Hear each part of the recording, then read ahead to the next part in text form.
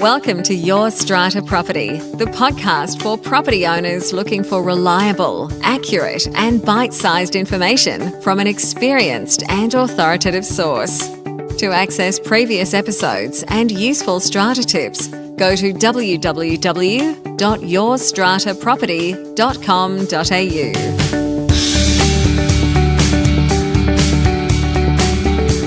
Hello and welcome. I'm Amanda Farmer and I have with me today Rena Van Alst. Hi, Rena. Hi, Amanda. How are you?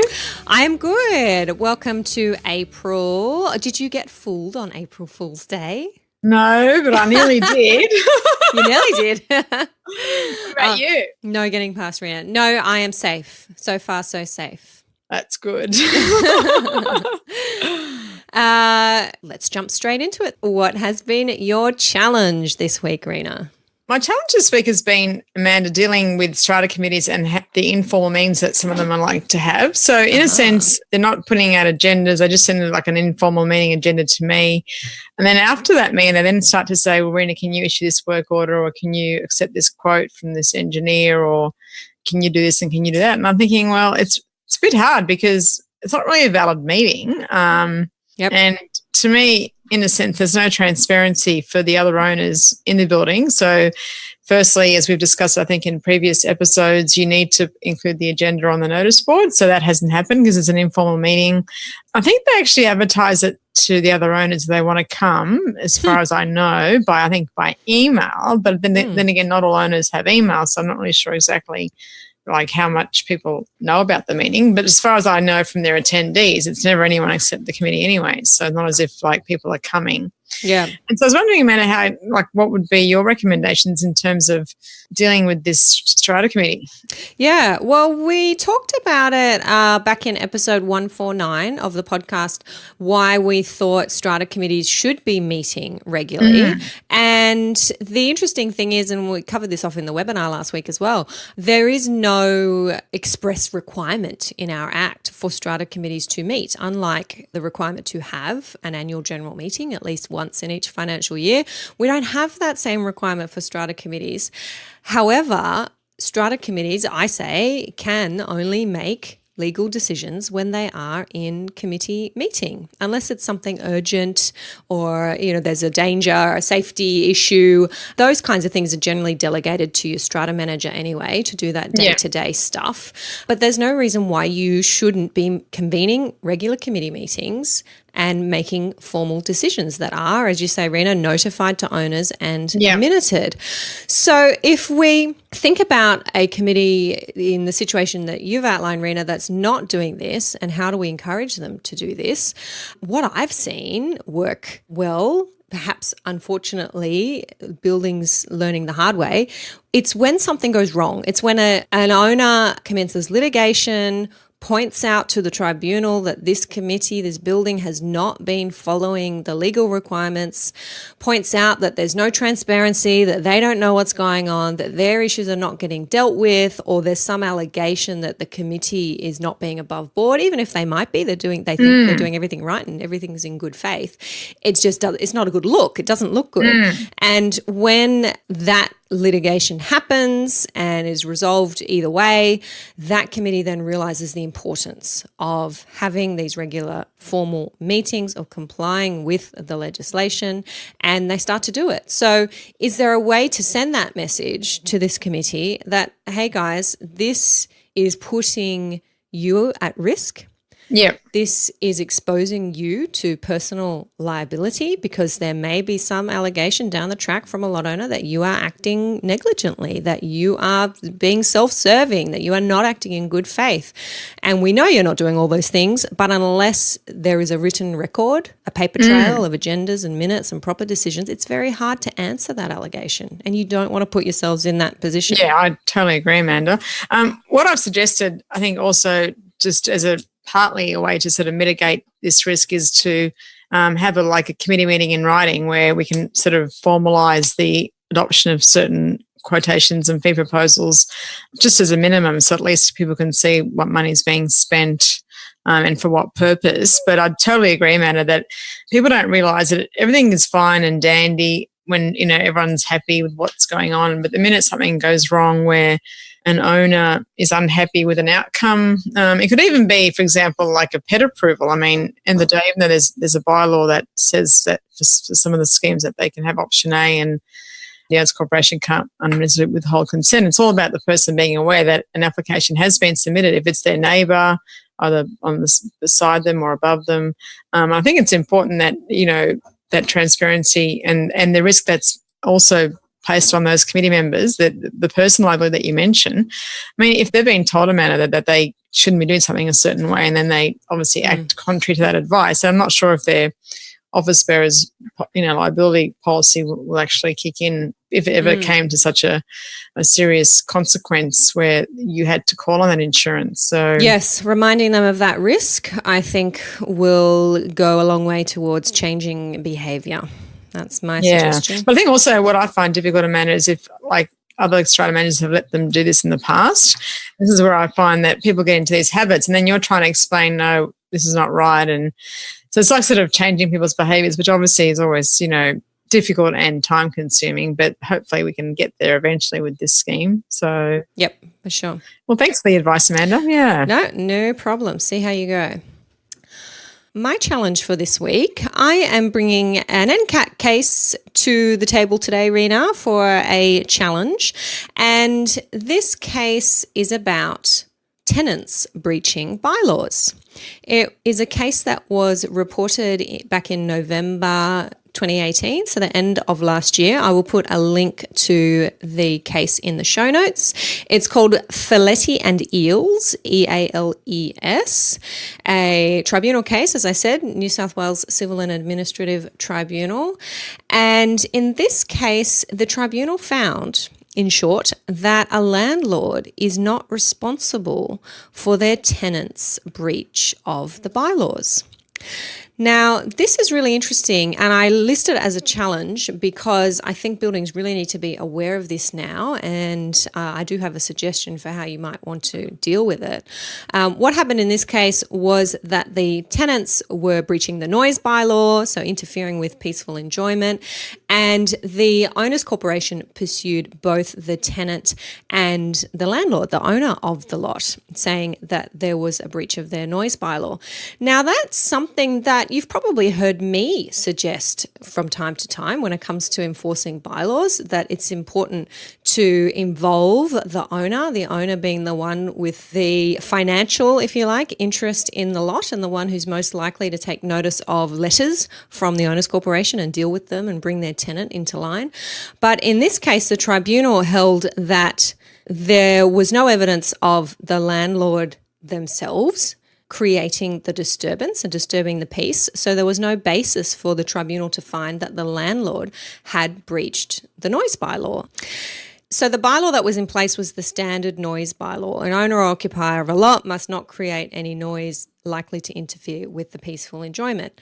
Now, the owner, of course, said, well, I didn't create any noise likely to interfere with the peaceful enjoyment.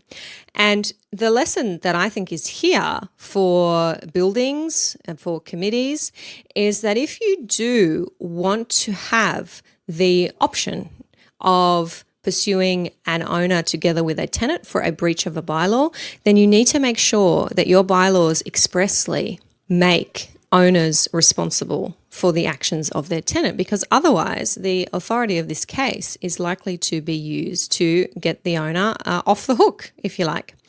What do you think, Rena?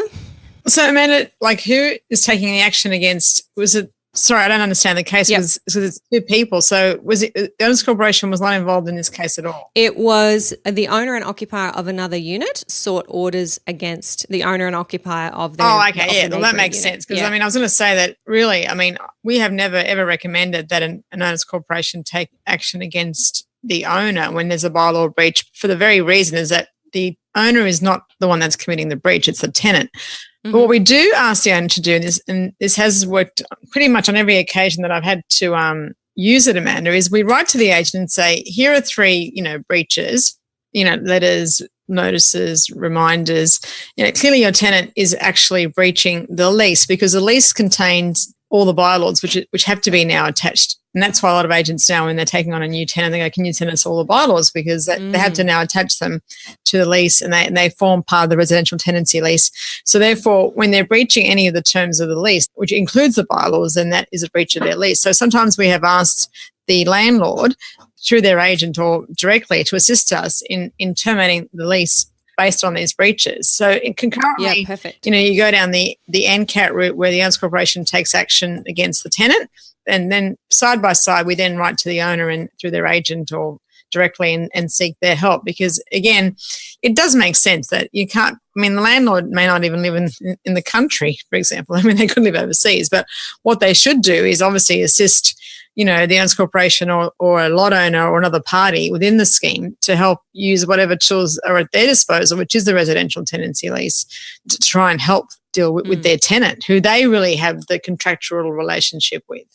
Indeed. And that might be what your bylaw says, I would recommend, that it actually sets out that the bylaws have to be attached to the lease. Well, that's in our Act, isn't it? So, and that if a tenant is breaching the bylaws, then then the owner should be looking to the terms of that lease and doing all things necessary to assist the owners corporation with the enforcement of that bylaw and take active steps to enforce the terms of their lease, noting that the bylaws are annexed to and forming part of the lease. Yeah, exactly. Well, I mean, I know in company title schemes, some of the memorandum and articles of association, Amanda, do actually put pressure on the shareholder to take action, and that they could be also held liable, including like their shares being, forfeited, etc. So I think interesting. Yeah, so I think there are, in company title schemes, especially the older ones, where I live, for example, I mean, we have that already, where in a sense, apart from just the tenant being responsible, we actually can make the owner get involved.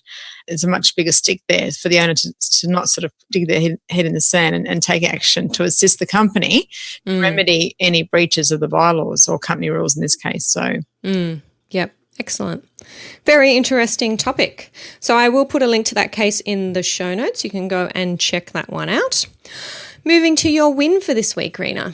This is a win in relation to an NCAT application that we had in hearing where the Eales Corporation was given the authority to remove items that were stored in a car space, which is contrary to the bylaw. But an extension of that order was that we sought that the Owners Corporation be allowed to store the items in an off-site storage facility, and that we would be able to actually pass those costs on to their levy account. And we had an enforcement sort of costs bylaw, which I think there's been some people that have, I've sort of been listening to various owners speak on forums where they're challenging the whole notion of having a bylaw where enforcement costs can be added to a lot. But in this case, that was presented as part of our request, and the member at the time said, yep, that's fine. I will allow the cost to be put on as per the bylaw, and that can be recovered, like a levy, an outstanding levy. So it was really good that the member sort of took that view, but I'm not sure, in a sense, at the moment, they haven't yet paid that, so we don't know how it's going to go when we try and enforce it. But anyway, I thought it was a great outcome for the scheme because, despite so many reminders and requests, like you said, Amanda, and writing to people, sometimes people just don't. I mean, they didn't even turn up to the tribunal even. So I was a bit sort of about that. I'm thinking he didn't even make any attempt to come to the hearing. So right, I don't know if they're just MIA or what. Yeah, it's good to know that the tribunal has essentially upheld a bylaw that permits an owners corporation to charge enforcement costs and to put them onto the lot account, because there are many of those bylaws. And as far as I'm aware, any lawyers out there will send me an email, no doubt, if I'm wrong. I don't think we have a reported case that makes clear that these bylaws have been upheld. So this is the frustrating thing that's happening with our tribunal at the moment, is that we're not getting a lot of these decisions reported. So we're not reading, we don't know about them.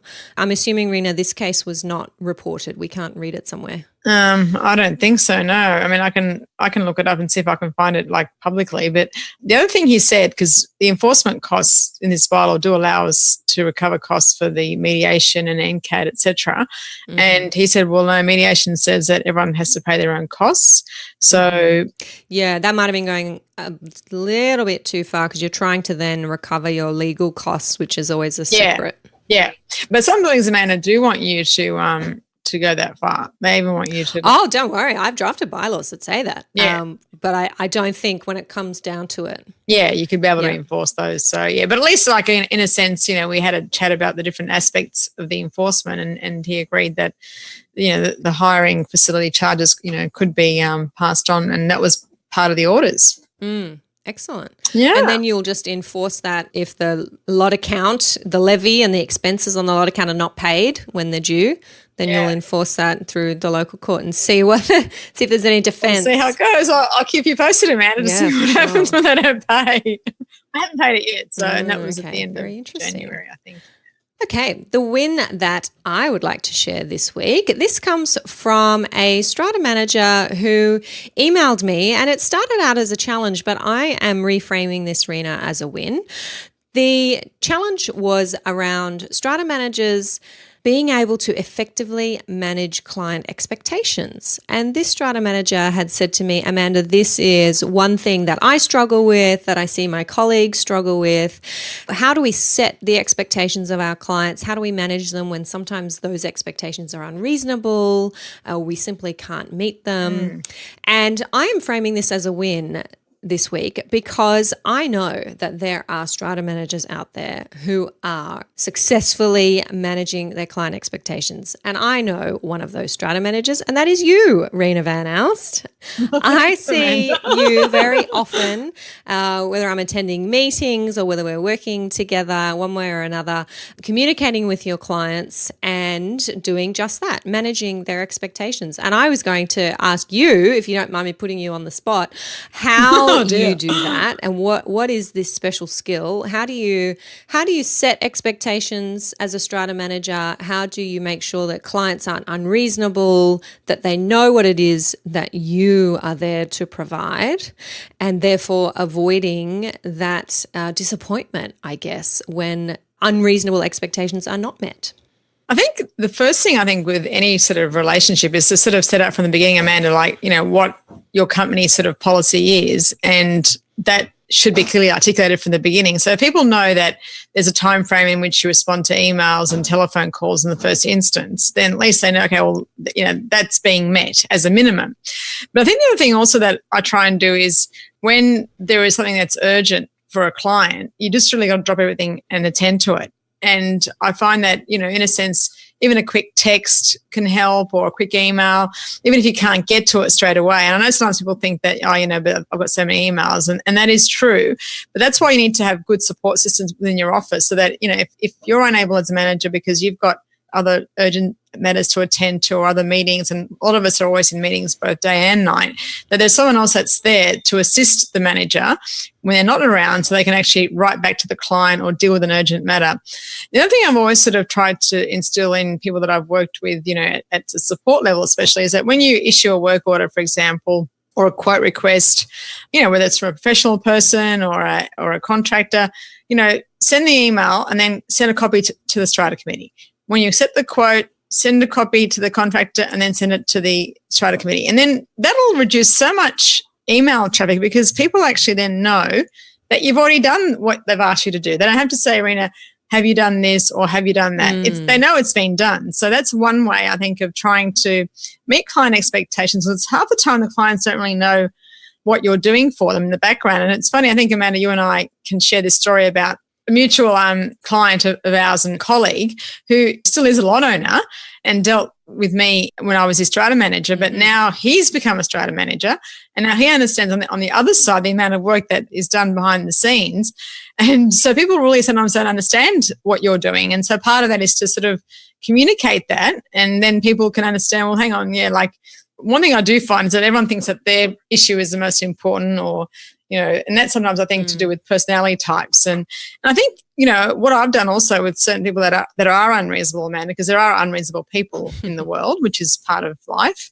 But you sit down in the beginning, like I had someone today send an email who rang yesterday, and I even remember the time. It was 12:45 because we had the email come through from our receptionist, 12:45, and I wasn't in the office, and my colleague wasn't able to return the call till 4:59 p.m. when she left a message on that person's voicemail. And the next day, today I get this, large email, and this and that, and and the person describing themselves as being unreasonable anyway and wanting immediate attention, and which is as part of the personality of who I'm referring to. But I was right back. You called this time, responded this time. I'll ring you back later on this afternoon. And that was it. I thought, not going to, so sometimes as a manager, you've got to just set down the parameters and demarcate, what is urgent, what is not urgent. Because sometimes there are times you've got to drop everything and attend to something. And sometimes it can wait. But sometimes if you're always responding quickly all the time, I think people start to also assume that expectation. So I think it's just, it's one of those things like juggling so many balls in the air. It just becomes, but I think using resources more effectively in your office, trying to, ensure that as a manager, people do have another person that can step in. I know a lot of offices don't have that because of the way that they're structured and how managers are enumerated and and what fees they're charging.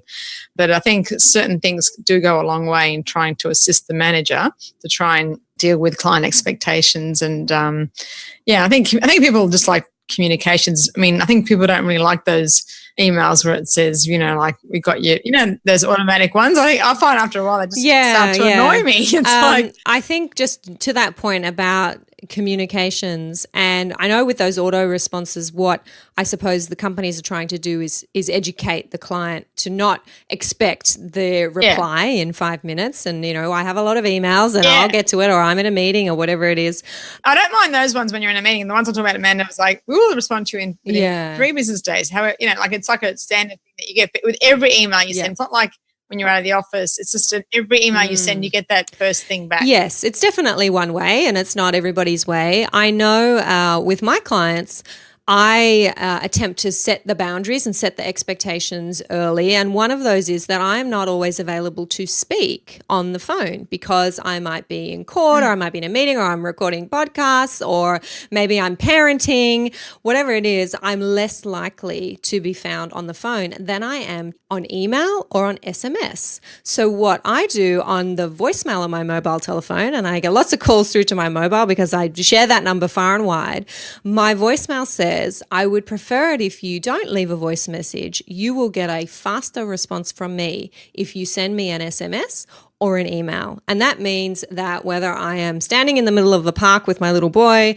or I am walking out of a meeting, or I've got a break between tribunal appearances, I can send you a quick SMS in reply to say, I've got that and this is what you should do next. Or I've got that and I will ring you at 5 o'clock when I am done.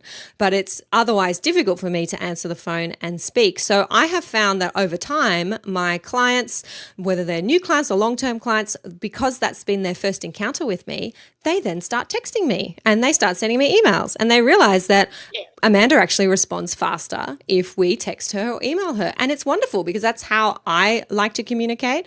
And my clients then have a realistic expectation about those communications.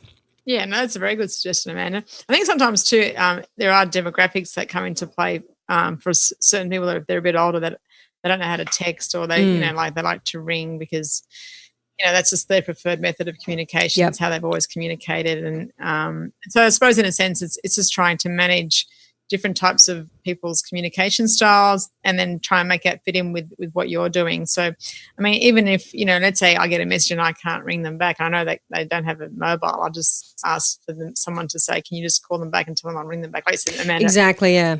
And that's where your team comes in to be able to help you return exactly. calls. I think people don't mind as long as people know that you're not ignoring them. Not that you ever were, but at least people say that, yep, Rena's onto that, or someone else from the office can deal with that. So, and sometimes that's what it is. An email that says, I am not ignoring you, but I have been in a conference for 2 days. I have been presenting at an event.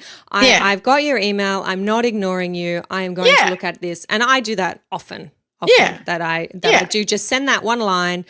I'm working on it. I'm looking at it. You can expect this the next day. And anyone who's listening who has worked with me will be able to, that'll sound familiar to you because, and it's so helpful. It gets it off your shoulders, that burden of, oh my gosh, I have to do that, or I have to do that exactly, to that person. Amanda. And that person then knows that's okay. They don't need it done. They just need to know that you haven't forgotten about it and they're not being ignored. Yeah, or that it's in progress. Yeah, exactly. So thanks, Amanda. Excellent. Yeah. No, I'm so glad that I raised that topic, and thank you to that strata manager for reaching out with it.